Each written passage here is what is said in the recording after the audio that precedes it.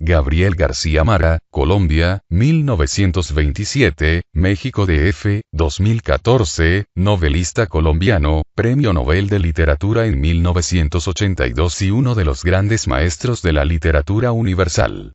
Gabriel García Márquez fue la figura fundamental del llamado boom de la literatura hispanoamericana, fenómeno editorial que, en la década de 1960, dio proyección mundial a las últimas jornadas de narradores del continente.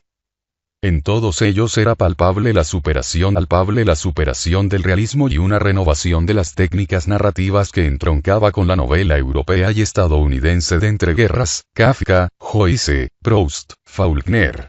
García Márquez sumó a ello su portentosa fantasía y sus insuperables dotes de narrador, patentes en la obra que representa la culminación del realismo mágico. 100 años de soledad, 1967. Biografía. Los años de su primera infancia en Aracataca marcarían decisivamente su labor como escritor. La fabulosa riqueza de las tradiciones orales transmitidas por sus abuelos nutrió buena parte de su obra.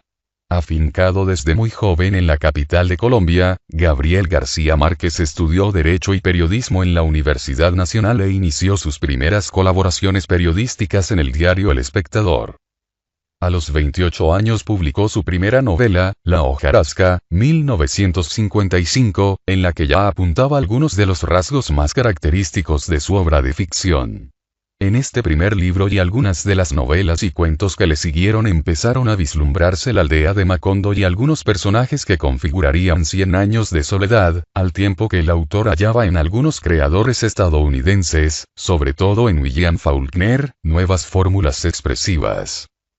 Comprometido con los movimientos de izquierda, Gabriel García Márquez siguió de cerca la insurrección guerrillera cubana de Fidel Castro y el Che Guevara hasta su triunfo en 1959. Amigo de Fidel Castro, participó por entonces en la fundación de Prensa Latina, la agencia de noticias de Cuba. Al cabo de no pocas vicisitudes con diversos editores, García Márquez logró que una editorial argentina le publicase la que constituye su obra maestra y una de las novelas más importantes de la literatura universal del siglo XX, 100 años de soledad, 1967.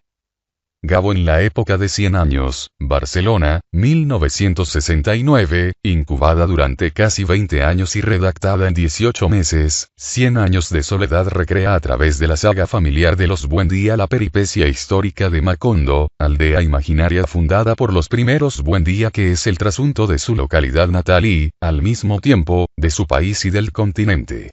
De perfecta estructura circular, la novela alza un mundo propio, recreación mítica del mundo real de Latinoamérica, de un modo que ha venido a llamarse realismo mágico por el encuentro constante de lo real con motivos y elementos fantásticos.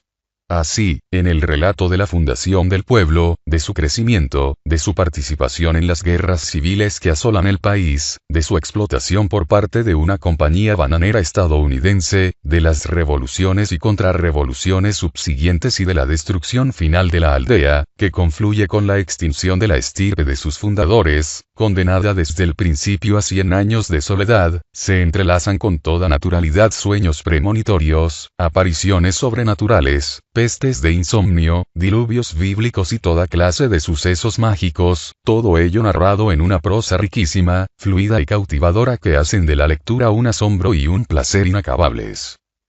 Tras una temporada en París, Gabriel García Márquez se instaló en Barcelona en 1969, donde entabló amistad con intelectuales españoles, como Carlos Barral, y sudamericanos, como Mario Vargas Llosa. Su estancia allí fue decisiva para la concreción de lo que se conoció como el boom de la literatura hispanoamericana, que supuso el descubrimiento internacional de los jóvenes y no tan jóvenes narradores del continente. El peruano Mario Vargas Llosa, los argentinos Jorge Luis Borges, Ernesto Sábato y Julio Cortázar, los mexicanos Juan Rulfo y Carlos Fuentes y los uruguayos Juan Carlos Onetti y Mario Benedetti, entre otros. En 1972 obtuvo el Premio Internacional de Novela Rómulo Gallegos, y pocos años más tarde regresó a América Latina para residir alternativamente en Cartagena de Indias y en Ciudad de México, debido sobre todo a la inestabilidad política de su país.